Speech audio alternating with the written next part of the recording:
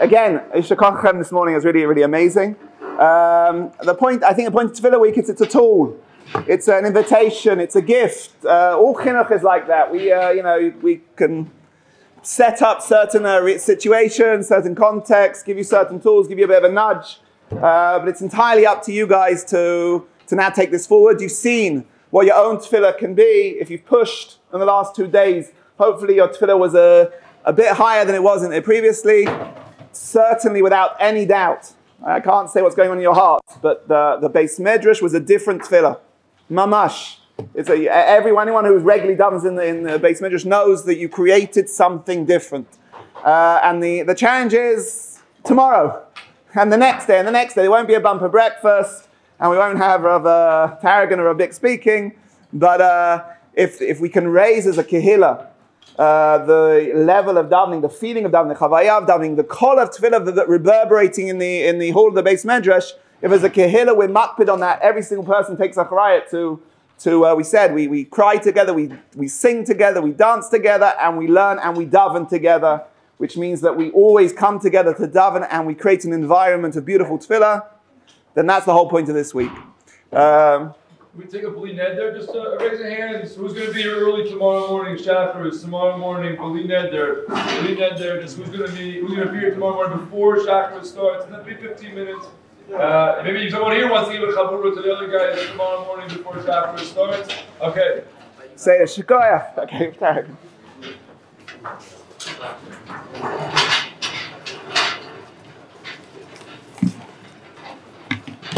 Okay, guys, please keep eating. Good carry-out, good cereal. I missed the bagel day, but okay, I'll just have to get it next time. Maybe I'll go buy myself a bagel. Anyone save me a bagel? No bagels left? Okay. Shakoach to everyone who, and especially by Bernstein and by Kay and everyone else who put this week together. There are certain parts of Avodas Hashem where you don't want to examine too much. There is something called over-examination. When I was a child, I remember I got very excited about the idea of a cheshbon hanefesh, and I bought myself a little memo pad, and every night I would write a line through the piece of paper, and on the left side what I did right, on the right side what I did wrong, and then I realized it was just too neurotic, it was too over-examined. So some parts of your Avodas Hashem, you check from time to time. You check in from time to time tshuva. Tshuva is not limited to Elul, but I'll say kol yamav b'tshuva.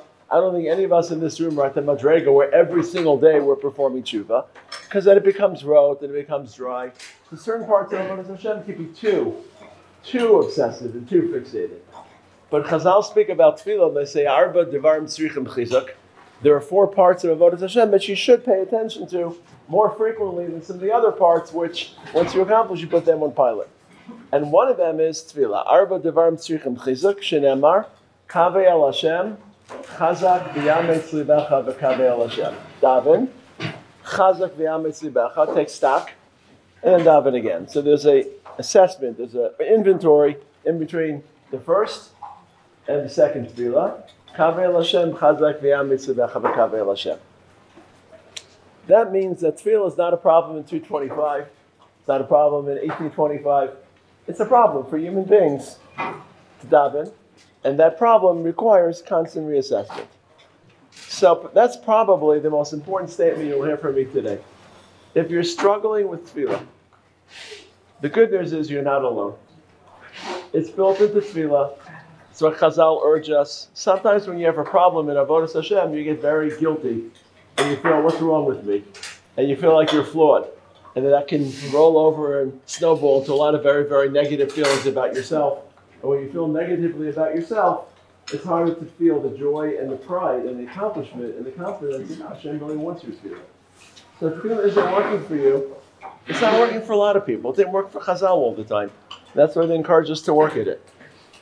In the early days of Chassidus, there were a lot of charlatans running the countryside, because Chassidus wasn't an institutionalized movement. It wasn't top down. You became a Hasidic Rebbe, and you got your Hasidic ordination, and then you started being a Rebbe. There were a lot of snakeskin oil salesmen, a lot of fakers, a lot of imposters, and a lot of real rabbis. So the Talmidim of the Baal Shem Tov, who was the founder of Chassidus, once asked their Rebbe, tell us, how do we tell the difference between a real Hasidic Rebbe and a sham and a fraud. So the Baal Shem Tov told this Talmidim, if any Rebbe tells you that he has a foolproof solution for kavana, he's a fraud. Because it doesn't exist. He's selling you fool's gold. So sometimes just knowing that you're not alone, and when you see people in shul, me, Ellie, Rabbi Ryan, whatever, Moshe davening, don't think that our tefillos are so incredibly, impeccably wonderful, and every moment is heartfelt and kavana. We go through the same issues you're going through. And that's like how you go through your whole life. Sometimes the solution, just knowing about the issue is half the solution. Just knowing that it's a struggle, rather than ignoring the issue and bumbling words for the rest of your life.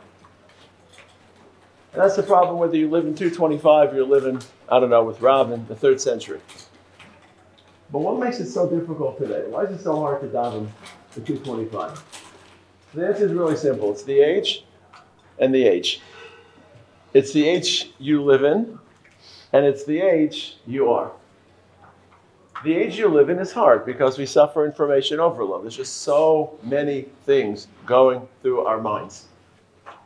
When we were your age, we had less in our minds because we were less stimulated and we had more time. Tonight, if you want, or during the break, look at a YouTube video from 225, and then go back and look at a YouTube video from 1985 and try to see if you can tell the difference. One of the differences, you'll see how many FPS, how many frames per second your mind is forcing to process in the 2025 video, because you're moving really quickly. 1985 video, the frames and the scenes move slowly. You absorb it, you take it in. There's a really interesting poet early in the 20th century in England called T.S. Eliot. I don't know if you've heard of him. Really interesting. He had his hand on the pulse of a culture that was changing. It's a very eerie poem called Chorus from the Rocks. He once wrote the following. This is like 1910, 1915. Where is the knowledge we are losing in information? Too much information, not enough knowledge. Where is the wisdom we're losing in knowledge? Too much knowledge, not enough wisdom. Imagine a hierarchy. The most important thing to achieve is wisdom. The next most important thing is knowledge. The least most important mental element is information. Who did what to whom, trivia, sports, statistics, politics, whatever. That's not knowledge. Knowledge is important ideas, math, science. Wisdom is the highest part, the apogee of that pyramid. And if there's too much information, not enough knowledge. Too much knowledge, not enough wisdom. And that was about 100 years ago. What would he write about today? So it's just too much. And the second thing is, it's hard to talk when you're looking at screens most of the day. We're living through a crisis of communication. As I'll say that in Mitzrayim, the dibur, the ability to speak was in Galus. Now for them it was because they just didn't have time, didn't have identity, they were being beaten and tortured. For us, no one's torturing us, but ask yourself, are you a good communicator? Do you speak well? I'll give you an example. I have found that over the last 10 years or so, and I'm not looking at anyone in particular, it's not your fault. I have found that when I talk to you, a lot of boys have a hard time making eye contact and keeping eye contact in a conversation. I understand it. You're uncomfortable, and I try not to make you uncomfortable in a conversation by looking into your eyes. But when you look at people your whole life, you get used to looking to their eyes and looking to their soul and understanding where they are and talking to them. Screens don't look back. If you're spending more time looking at screens, you're less accustomed to looking at eyes. And it makes you uncomfortable. I understand it. I'm not here berating anyone. But the basis of communication is to look at someone and to hear how they're, assess how they're, and feel as a form of communication. So we don't really know how to communicate as well as we used to.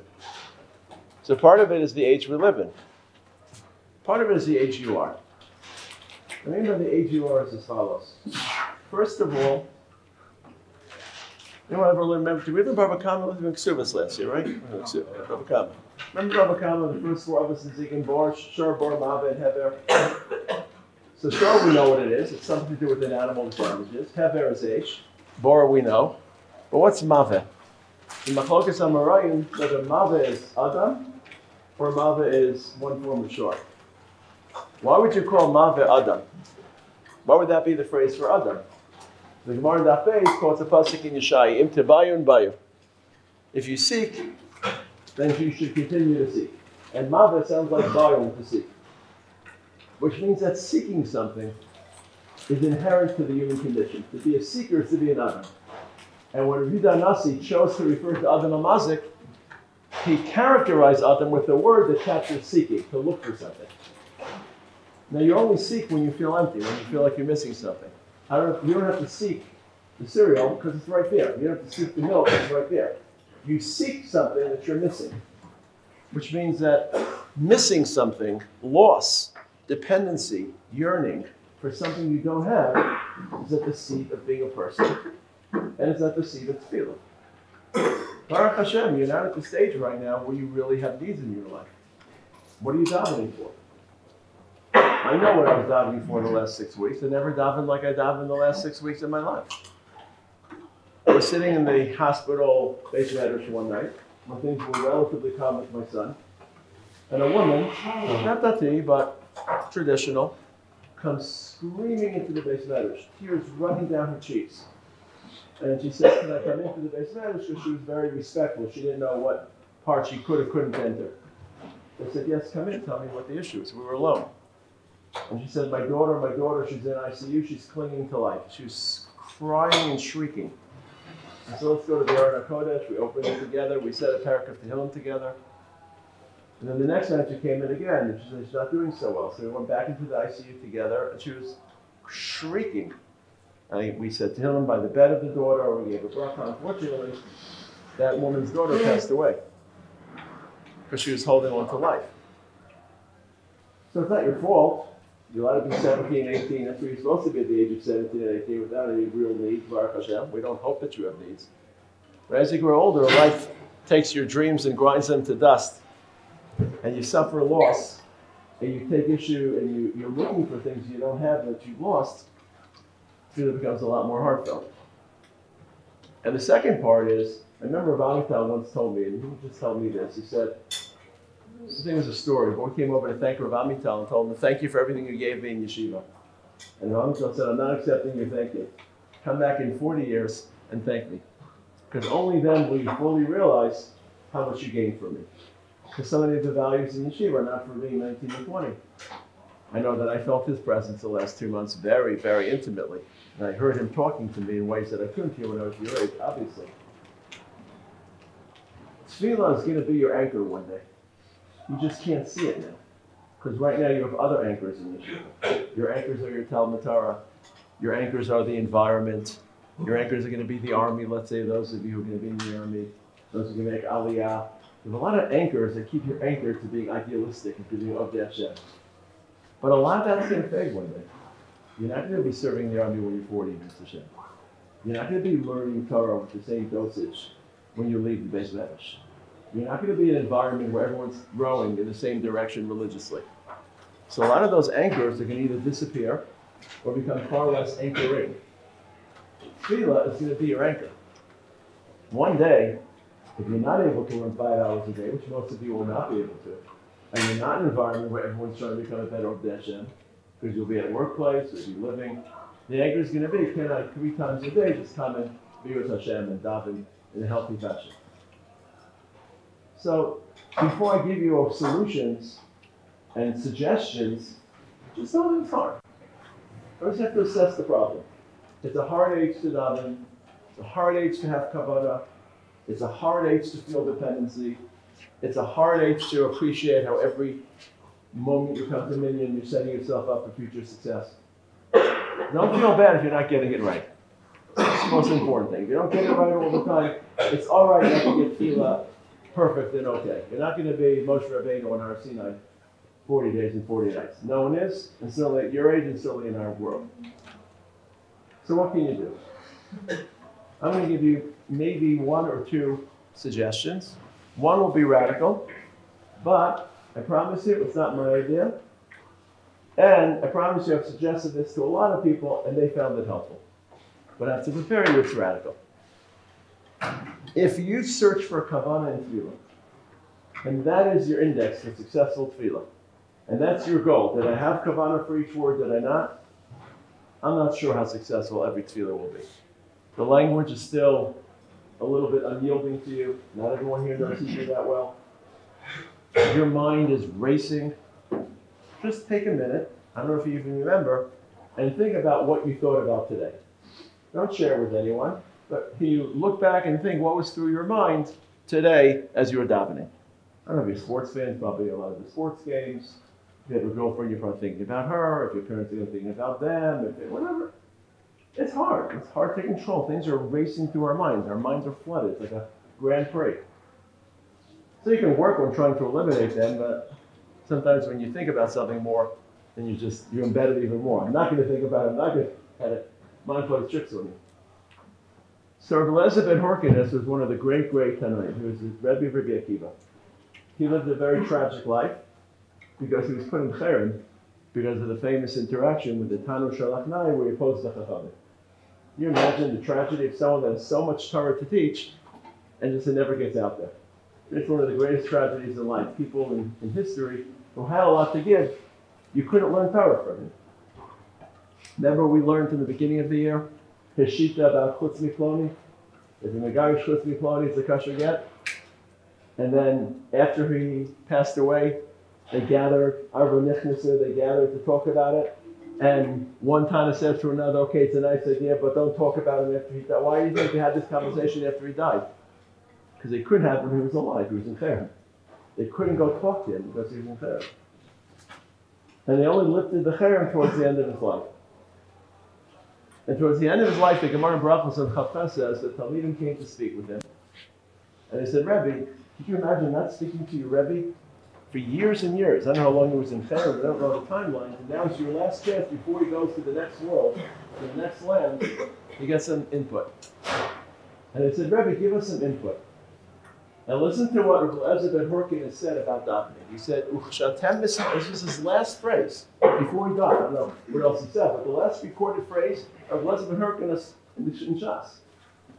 Uchashatem mispalalim di'u lifnei mi atem omrim. Tefillah is presenting yourself and standing in front of a HaKadosh Baruch Hu. Here's the advice. Stop thinking about what you're saying. That will come. Try as long as you can, and as hard as you can, and with as much mental tenacity as you can, to maintain the sense that you're standing in front of Hashem. You're present, in the moment, in front of Kisei HaKavod. Try not to let your mind wander to be somewhere else mentally. Not what you're saying. Forget the words. The words will come. Once you maintain that space and that awareness, then of course you'll talk to Hashem about issues that are relevant and that are based on the Siddur. But start with the foundation. Start down and say, how much did you maintain? And that's also not about 1,000 of you.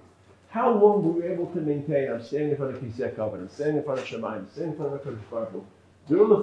He didn't give them a Siddur to look at. He didn't give them a new Siddur from Art Scroll. Learn this phrase better, learn that better. And the truth is, he got that from Avram Avinu. Because when the Torah describes Avram's tefillah, which is the first tefillah, what word does the Torah use? Vayashkem Avram baboker, el hamakom, she'amad Hashem, lifnei Hashem. And if you're following carefully, that pasuk doesn't describe his tefillah before stone was destroyed. That was the day before. This is Avram after stone was destroyed. What did Avram have to daven for after stone was destroyed? The answer is nothing. I'm sure there was something, but effectively nothing, because stone was already in embers. So it's a non-verbal tefillah with nothing really to daven for. I'm sure it said something. But the reason the Torah spotlights Avram's davening after stone and not Avram davening before stone, because the Torah's focus is, let's build the foundation. Foundation is the Omer Lefnei Hashem. To stand in front of Hashem. I know it sounds radical, but that's why the Torah begins with Amidah. That's why we call it Amidah. That's why Rabbi ben Horkinus told his Talmidim. And quite frankly, that is one, and I didn't promise anyone, but I don't want anyone to roll their eyes. That is one of the 10 reasons, 10, Aseres HaDibros, to come to Minyan in Yeshiva. I'm not going to list 10, but if anyone wants them, you can come and get them from me. There are 10 reasons. If you don't come to Minyan Yeshiva, you're being over an Aseres HaDibros. I will tell you those 10, but not now. But one of the 10 reasons, seriously, is You can't really stand in front of Hashem and feel His presence if you're moving around from place to place.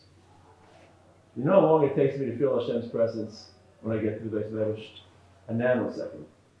Because that's my place. That's where I've stood for 30 years. That's where I've stood watching Rav and Rav Amital. That's where I've stood in times of celebration and times of frustration. And I'm walking there, and I'm there. You know what else makes me feel there? I look at Ellie. My person. We're part of the community. I know him. He knows me. We davened together for years. I look at where Rav davened. You can't feel a place if you just land somewhere in the middle of nowhere. It's not your place. It's not your people. It's not your seat. That's just one of these Saracen books. And that's why the Gemara says in Brachos that if a person has a makom kavua, what do they say when he gets to Shemayim? Talmido shel Avram Avinu. Why Talmido shel Avram Avinu? Because that was Avram's component of field. Makom. That's makom sharma. You're Talmud of Avram because you've excelled at space, spatial, field spatial. So I promise you it will work. It's not the end point, it's the platform. How long can you imagine yourself mentally, not somewhere else, but you're standing in front of a Kodesh Baruch? I can promise you. Gan Eden is lined with people sitting in the front row who davened their whole life respectfully coming to Minyan and did not know one single word of what they were saying. Your great-great-grandparents, your Rabbi probably, who probably didn't know Hebrew, probably didn't even know how to read aside from the text of the Siddur. But she rifled off the Hillam every day, and he came to shul every day, and they knew they were sitting in shul in front of HaKadosh Baruch Hu, reading. And then a very rich, I hope and I expect you all to transcend that, and to surpass that, and to understand it, but start with the baseline. Start with Amida Lefnei Hashem. If you want to say it in a brisker way, Reb Chaim, Hilchos Tefillah, Parak Dalet, says that while mitzvah saying tzrichas kavana, you don't need kavana to be yotze the mitzvah. Tefillah needs kavana, but not kavana to be yotze the mitzvah. Tefillah needs awareness that you're Omed Lefnei Hashem. If you don't know that you're standing around Hashem, it's not a question of kavana and intentionality and purposefulness. You're not encountering, it's not a rendezvous. Shul's a rendezvous. It's meeting with HaKadosh Baruch Hu 3 times a day. That's not radical advice. I don't think it's so radical when you think about the blessed B'Hurkinus, when you think about Avram Avinu, when you think about Rav Amital would always quote to us this Rishon. I always forget who he was because he's not a mainstream Rishon. His name was the Rash Mikinon, a French Balei Tosis who appears once or twice in Tosis, but he's quoted in the Rivash. The Rivash was a Talmud of the Ran, the Yitzchak Bar Sheshes. So the Rash Mikinon used to say that when you daven, you should daven like a baby. Now that's a very pregnant phrase. You should daven like a tinok. It means a lot of things, and I'm not going to elaborate it now. But one of it is when a baby looks to a mother, a baby doesn't have kavana, can have a diaper. I need my milk. What I really meant is so-and-so. The baby just wants to feel present, just wants to feel warm, just wants to feel a hug, just wants to feel steady, just wants to know that it's in the presence of someone that cares for it. So daven like a baby. You have kavana. When you get to Shemayim, if any of the malachim are angry with you, you didn't even have kavana because you focus on this, look me up. I'll defend you. I'll be a defense attorney. You can play it on me. I like your lasta. If that's your davening in life, that's my davening. I don't know if I have to be honest with you. What's my kavana portion? Depending upon the day. Sometimes I'm too tired. To be honest, sometimes I'm thinking about my learning, which I know I shouldn't, but I can't hold back from. I don't think that's the ideal davening. But I'm aware that I'm coming to be in front of a Kodesh Baruch Hu. It's something that's important to me. And I try to make it meaningful.